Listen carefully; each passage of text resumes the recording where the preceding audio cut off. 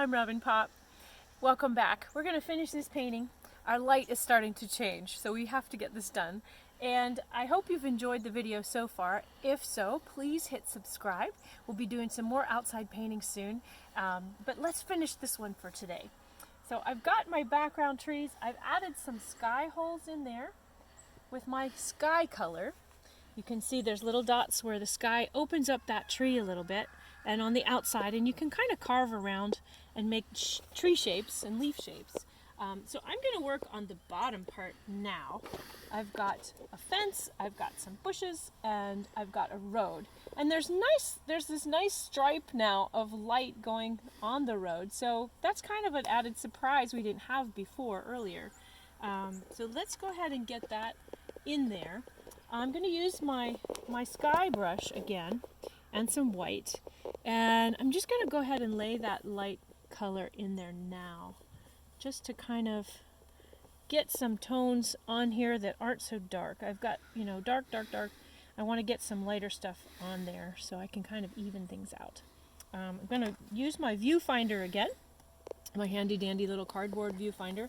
I'm not sure of the size of this hole, but you want to make one that's kind of in ratio. An 8 by 10 ratio would be what, a 4 by 5, or a 2 by 2.5, or a 1 by something. Anyway, do the math. It doesn't have to be exact. And you can also buy viewfinders that are sliding, and you can, you can change the shape of them. It's not rocket science. You just something to help you block out your peripheral vision. So I'm going to put this up in the same location that I had it before. I had 1, 2, 3, 4th fence post on top of the tree, so I can kind of see what bushes are in this and where my road is going. Let's see. So it looks like the top of it is lit up here. I'm going to have that kind of that light coming in. I like that a lot. That adds a lot of interest, kind of bringing us into the scene. And I'm going to also add in, I want to put that fence line in, but I want to use a little bit, and the grass too, and I want to use a more intense green. So far we've mixed a little bit of dull green. We haven't climbed up too far on the intensity scale. Now we're going to grab that cadmium and we're going to bump it up with some blue and that cadmium and make a much more intense green that comes forward. The cadmium is more orange, more hot, not as cool as this yellow and this yellow. This is ochre and lemon yellow. This is Michael Harding's lemon yellow, and it is very I've got sand on my brush. Oops. It is very cool. It's a cool yellow. So I'm going to make a warmer yellow, meaning it's going to have a little bit more orange tint to it, and that grass is going to look like it's coming forward. So I'm going to go ahead and put that line in there of that grass. I love the reaction I'm getting now between the dark shadowy area and the foreground. There's a good contrast there. Whenever I'm looking for things to paint, I am drawn toward contrast. Contrast, to me, is interesting, and it makes for an interesting thing to look at. So that's what I am looking at. I'm looking for, I should say. I'm looking for contrast when I paint outside. So it looks like it's dull over here. I'm just going to squint my eyes and kind of put in where that light is for now, and then I'm going to dull it down a little bit. I'll add some of that blue I had on here already. And sorry, I bumped my cameraman. Sorry, Mr. Cameraman.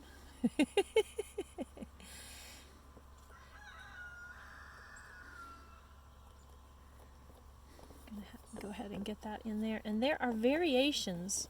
Just because this is green, it's green and green and green, but there are variations in that green that I want to make sure I get those different things. And the roosters are crowing like crazy now because the sun is going down. Roosters crow in the morning and then they crow at night. So To them, this is night. It's getting to be more nighttime. So you get a little taste of our farm. So we've got, this is more in shadowy areas now. It wasn't before, but it is now. I'm going to grab a little bit more of that light, kind of pull that through, that, break that space up a little bit. Got these kind of coming into the driveway, coming in. And they're doing something in the neighbor's yard with some heavy equipment. You might be able to hear that too. I'm grabbing some more blue. I want to make a shadowy color. So I'm grabbing more blue. I'm going to make them, oh yeah, now that looks like a shadow. There we go. We got some shadows. Some good contrast next to that lighter area. And I'm going to add some shadows on the road too.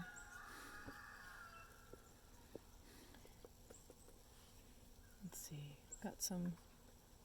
I've got even some browns in that road too. I'm going to add those too. I'm going to go ahead and darken this in the side of the road.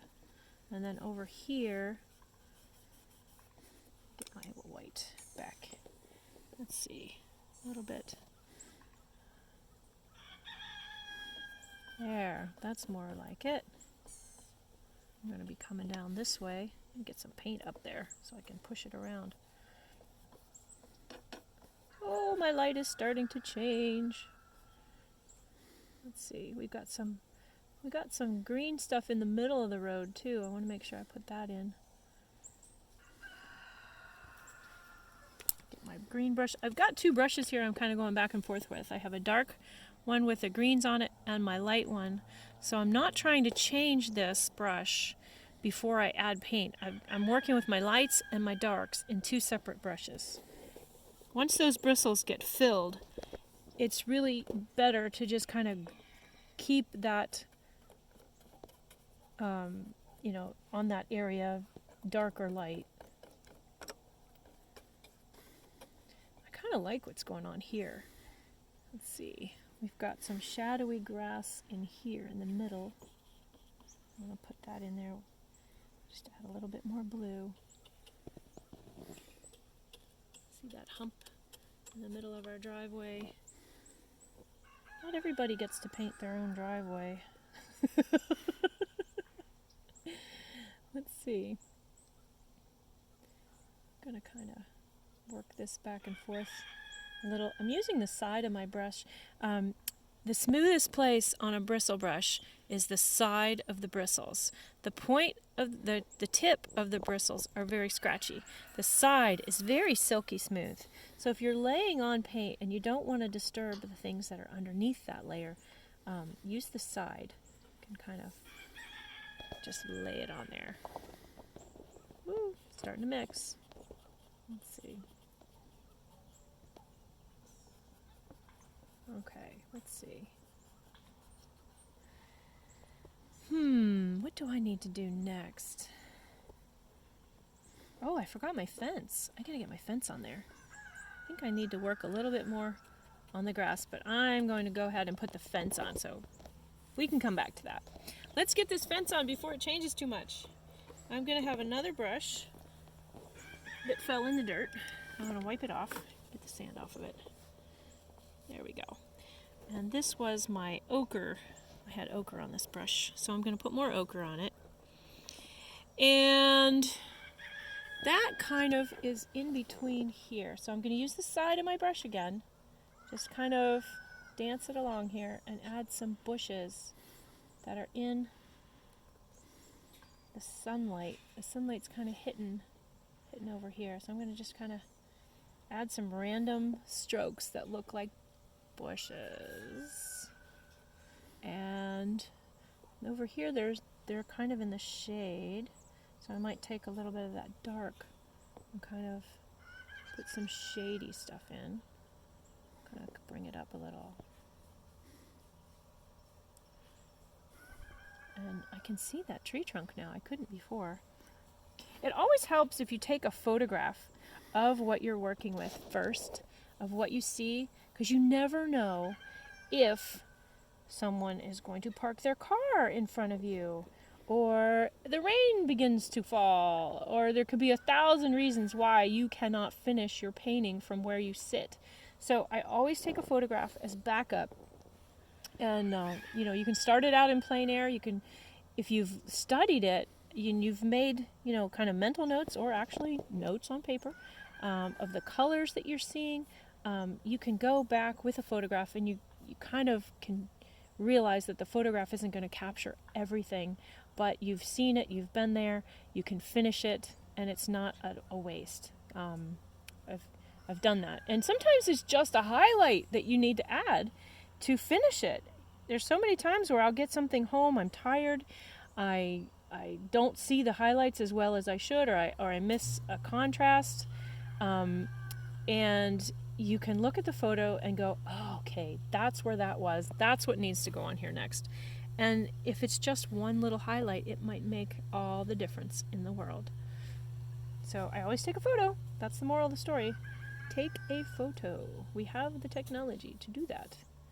Okay, so I'm going to scratch in some fence posts, I think, with my handy dandy skewer. I keep these, wipe it off, I keep these in my tote.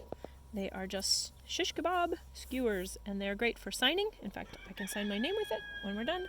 But it's also really good to be able to put lines in. See, I can have the fence kind of goes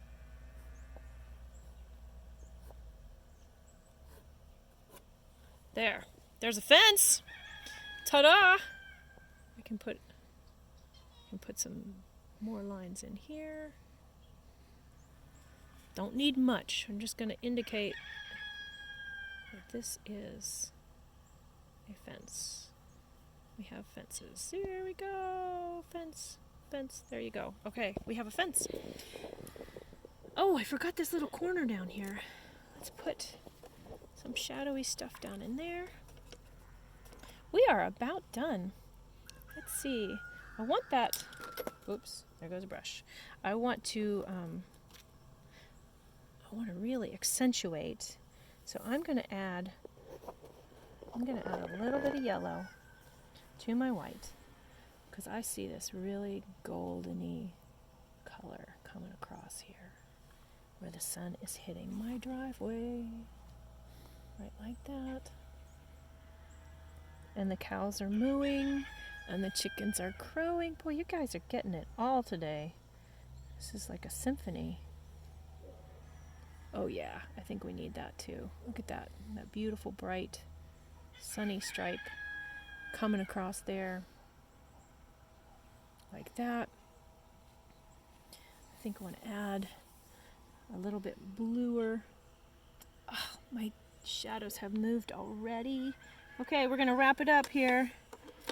A little bit of blue and dirt color. We ought to have a tube called dirt. Just going to darken this a little bit on the edge where the grass meets. Yeah. Over here, the grass kind of comes across. I should step back. Let me step back a minute. I'm not getting the curve that I like. I think I need to bring this back over here. I think that needs to come back more. So I can work on the road a little bit more. Let me show you how I sign. We'll fix that. I lay down my brushes. So since everything is wet, and I have paint on me too, everything is wet, it's going to be signed with a scratch. And it's really easy to, there, something like that. I can fix that. So you can scratch your name into your painting. You don't have to paint it. It's so much easier. So I think we're going to call that finished for now. I'm going to work a little bit more on this front part of the road. Thanks for joining me. I hope you enjoyed watching this painting happen. And to see some more, hit the subscribe button. And I hope we can have many more adventures together. I'll see you later.